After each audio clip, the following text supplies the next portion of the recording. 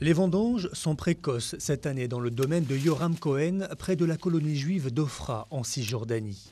La vague de chaleur de l'été a poussé les ouvriers plutôt dans les champs. Mais pour lui, pas de doute, la cuvée 2010 sera exceptionnelle.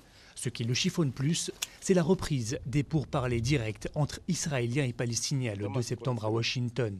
Le gel de la colonisation sera au cœur des négociations.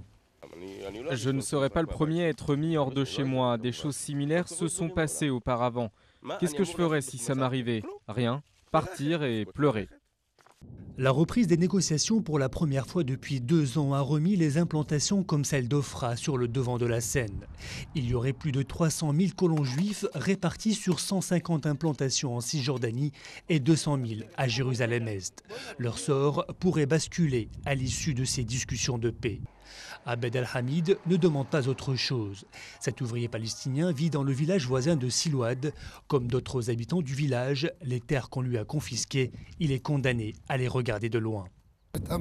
J'espère que les choses vont changer. Des négociations ont lieu depuis 1996, mais au lieu de supprimer les colonies, elles ne font que grandir. La dernière fois que j'ai pu travailler ma terre, c'était entre 1994 et 1996. Depuis, ils nous interdisent d'y retourner. Yoram Cohen sait que si un accord de paix est signé, il devra trouver un autre endroit pour planter ses vignes.